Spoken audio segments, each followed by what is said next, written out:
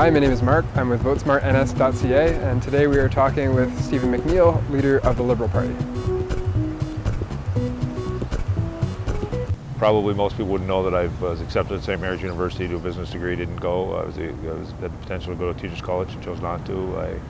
I went to community college, took a trade because I wanted to be self-employed, and I wanted to live in the community that I was growing up in, and that I wanted to raise my kids in.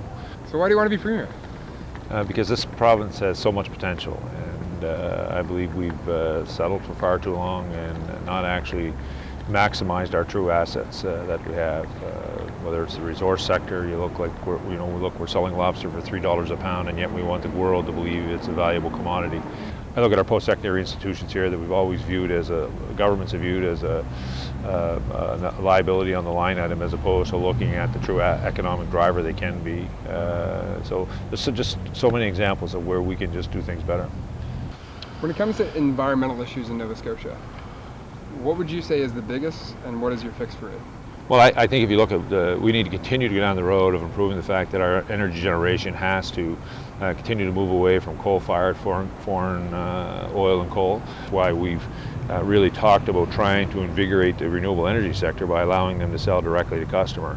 It would bring in the kind of capital that would be required, because some of these investments are very costly, and they need to have the ability to deal directly with their customers to speed that up. Looking to the future, I mean, we just heard this week that more Nova Scotians left in the last quarter than in any quarter in decades. Is there anything the government can do to make it easier for people to stay here? Is there anything your government could do if you were elected? I think so. We have looked at broadening the apprenticeship program to allow the ratios to change, working with industry and non-industry, so that more apprentices get their apprenticeship hours here in Nova Scotia instead of having to go away to Alberta or wherever to get those hours. So if we can broaden that base to give those apprentices their first opportunity to work in Nova Scotia, that makes sense for us, and it kind of begins to give them a chance. Not just it gives them their first chance of really being out on their own and beginning to build a life for themselves right here in Nova Scotia. And then we had the opposite, where we've gone, if there's small business owners in this province, from one end to the other, we'll hire a university graduate, pay them accordingly in the field that they were trained in, or a community college graduate in the field they were trained in, that keep them for a full year. We would rebate some of their taxes on the back end so that they would be able to help initiate that hire. Our experience has been, small business in particular, when they grow by one or two people, that's usually secure long-term employment.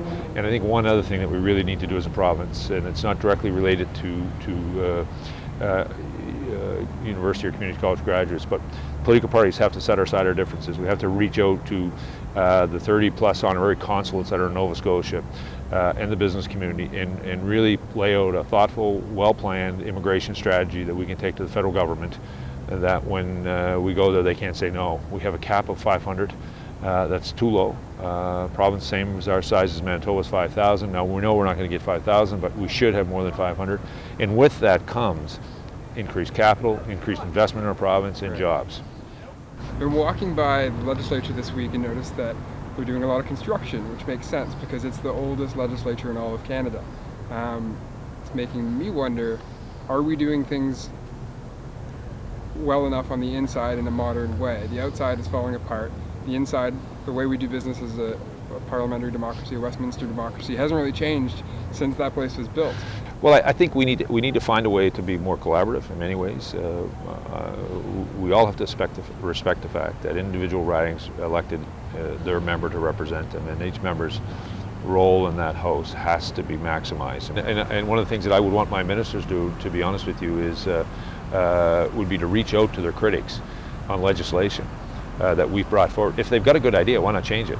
Because ultimately, I believe this, whoever the government is getting credit anyway. I also trying to figure out, how do we engage the public through the law amendments process? How can we best maximize the expertise that's out there? Just because someone hasn't run and been elected to the House of Assembly doesn't preclude them from being part of what could be good legislation, or having great ideas about how we can move things forward. You got to figure out, how do we engage citizens, and it's not just young people. I can tell you the worst thing anyone can do, regardless of the age, is to become disengaged, because then it takes less people to elect an ineffective member. The only way that the system works is if the majority of people participate. And I've said this before, I'd rather lose my seat in Annapolis with 90% turnout than win with 40% turnout, because you need the views of that constituency to be reflected in who is privileged to represent them. Steve McNeil, thank you for your time. Hey, thank you.